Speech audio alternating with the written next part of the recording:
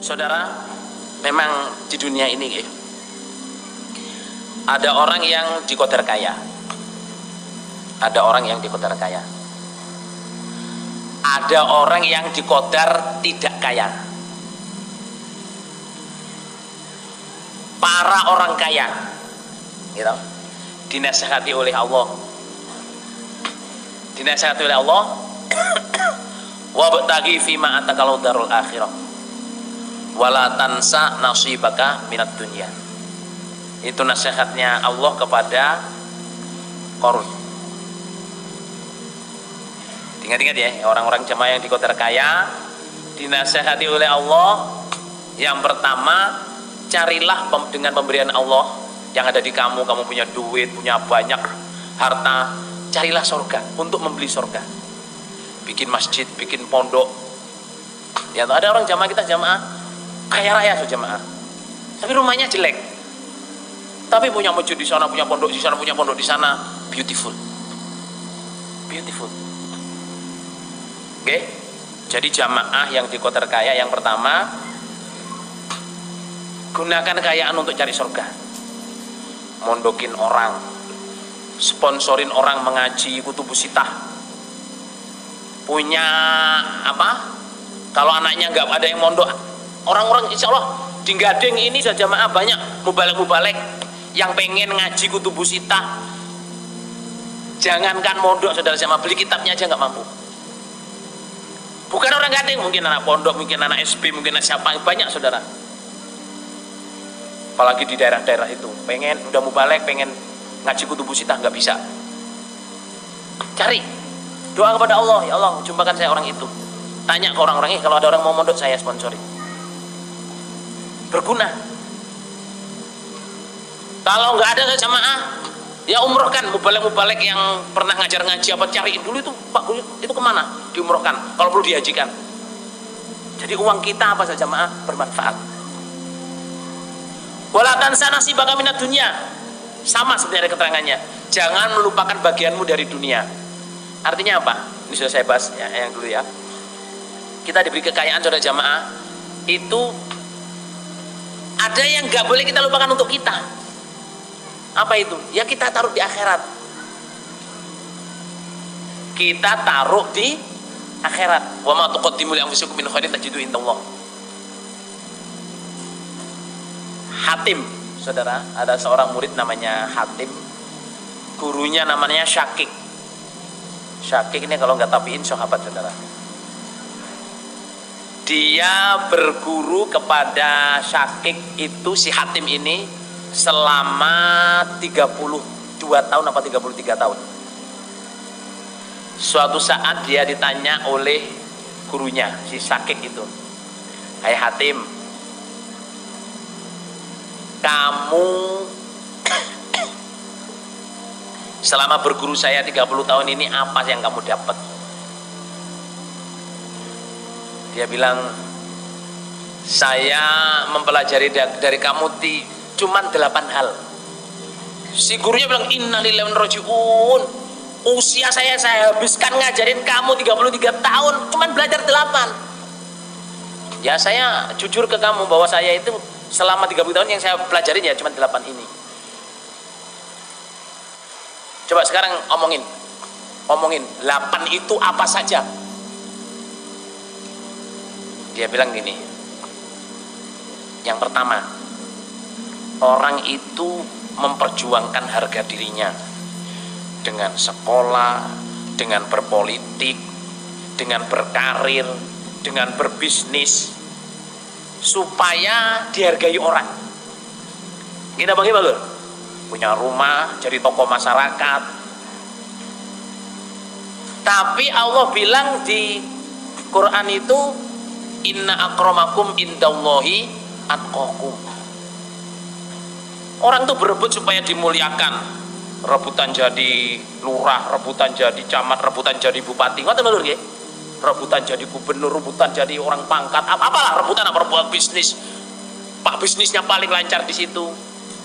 Ujung-ujungnya penghormatan. Tapi ternyata yang paling mulia di sisi Allah itu bukan orang itu. Yang paling mulia di sisi Allah adalah orang yang takwa. Makanya saya usaha menjadi orang takwa selama 33 tahun ini. Yang kedua, orang itu saling mengiri dengan kebersihan orang lain. Sampai kerja itu disaingin ini, kerja itu disaingin ini, semua. Lah saya lihat di Quran itu ternyata nahnu qasamna bainahum ma'isyatahum.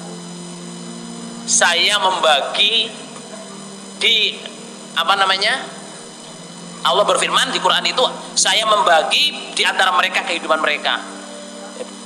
Kehidupan saya ini sudah dibagi oleh Allah. Jadi ya saya terima, saya syukurin apa yang saya kerjain ini, nggak usah pengen ini, pengen itu, pengen itu.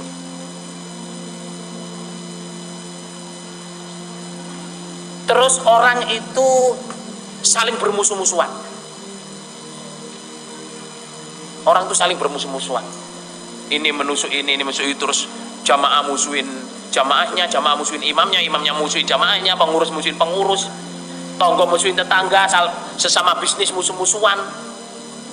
Padahal di Quran itu Allah berfirman, inna syaitana lakum adu fattakhiduhu aduwa. Sebenarnya yang jadi musuh kamu yang asli itu syaitan, maka ambillah syaitan sebagai musuh kamu. Lah saya, insya Allah saya tidak akan bermusuhan dengan orang iman. Kalau saya salah, saya minta maaf. Kalau dia salah, sebelum minta maaf sudah saya maafin. Karena musuh saya cuma satu, syaitan. Jadi syaitan saja yang saya akan musuhi. Itu nomor berapa saja, jemaah? Nomor 3. Orang itu usaha nabung. Gimana Bang Ibalur? Nabung duit, nabung emas, nabung tanah. Ada nggak yang nabung tanah, saudara? Beli tanah murah, nunggu rejoni zaman dijual, Pak Lur. Ada yang nabung kudung, ya toh. Beli kudung banyak-banyak, setelah lama nggak payu, saudara. Ya. Nabung, banyak yang nabung. Dia bilang, banyak cerita dia, banyak orang itu nabung, dipikir itu punyanya. Padahal yang namanya nabung itu yang jadi milik kita adalah yang sudah kita dahulukan. Wa ma tuqaddimu li anfusikum min khairin tajidu indallah. Makanya kalau saya dapat berharga, emas, duit, apa saja, langsung saya sabilahkan, langsung saya sedekahkan. Soalnya kalau sudah di sana nggak ada yang nyuri. Tapi kalau saya simpen, saya harus zakat. Kalau saya mati nanti diwaris, atau saya ini bisa dicuri orang.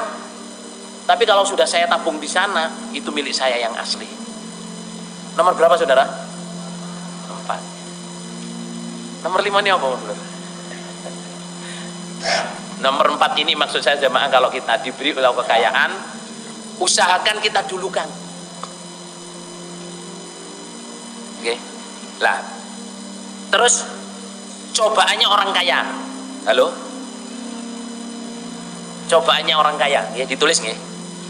Cobaannya orang kaya itu merasa pandai. Titik. Cobaan orang kaya itu apa?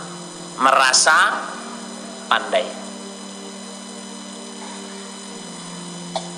Sesuai dengan firman Allah tentang Qarun. Innama utituhu ala ilmin indi. Innama sesungguhnya utituhu saya diberi pada dunia ala ilmin atas ilmu indi di sisi saya.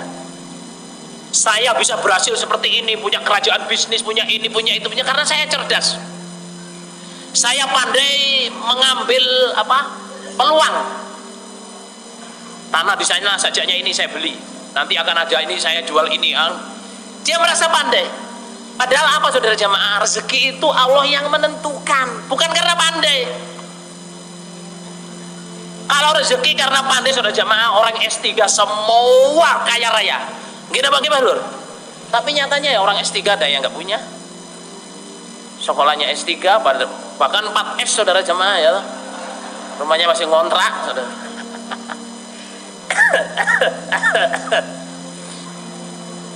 Artinya gini loh. Kalau kita kaya, syukur. Be humble. Jangan merasa kekayaan itu didapat karena kepandaiannya. Karena memang cobaannya itu. Pandai mengambil peluang, pandai mengambil ini, pandai mengambil apa macam-macam. Nah itu. Nah terus kalau kaya saudara jamaah, Nabi Muhammad SAW menerangkan qasdan fi ginin. Qasdan fi ginin. Sedengono, sederhanalah dalam keadaan kaya. Artinya kulu washrabu wala tusrifu. Makan minumlah tapi jangan berlebihan.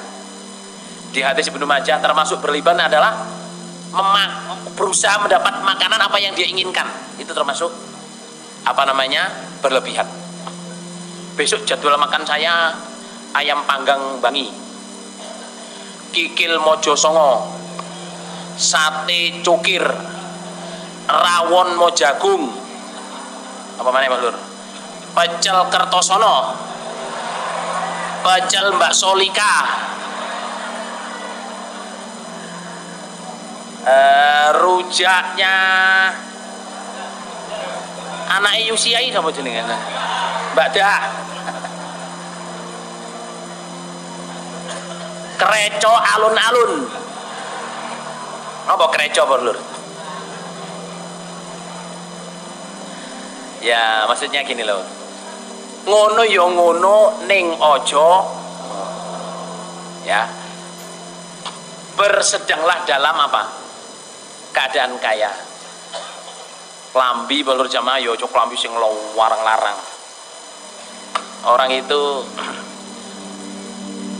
saya sering cerita ini ya. Tahun 96 saudara jamaah, orang jamaah ada yang punya sempak harganya $125.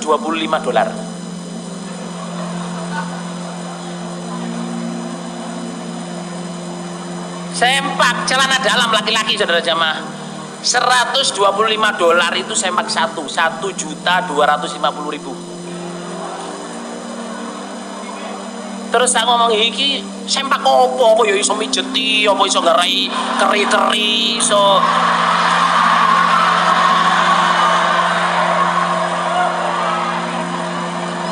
apa kalau dipakai tidur kiyer-kiyer gitu.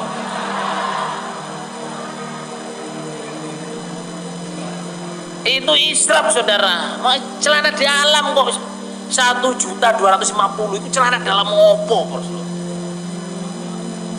Masya Allah. 96 saudara, 96. Jadi ada jemaah ini yang memang anu lur, kelambine wis kudu trendy kabeh.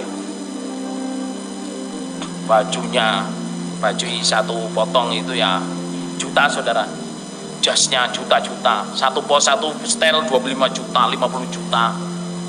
Terus apa ya nek digawe terus ngono ya ngono ning aja ngono terus lho. Bisa dipahami kan ya jemaah? Daripada untuk gitu saja jemaah ya, untuk sabilillah. Kalau memang diperlukan satu saat tidak apa-apa, tapi kalau diperlukan, tapi jangan semuanya seperti itu. Sampai ada orang kaya pakai jam tangan 10 ribuan palsu, model Rolex palsu saudara jemaah. Kalau yang pakai orang kaya ya percaya wong, oh iki Rolex temenan balur ya. Nggih napa nggih? Tapi nek uang balur desa ireng Bekasa balur pakai Rolex asli, aku gak percaya uang palsu paling.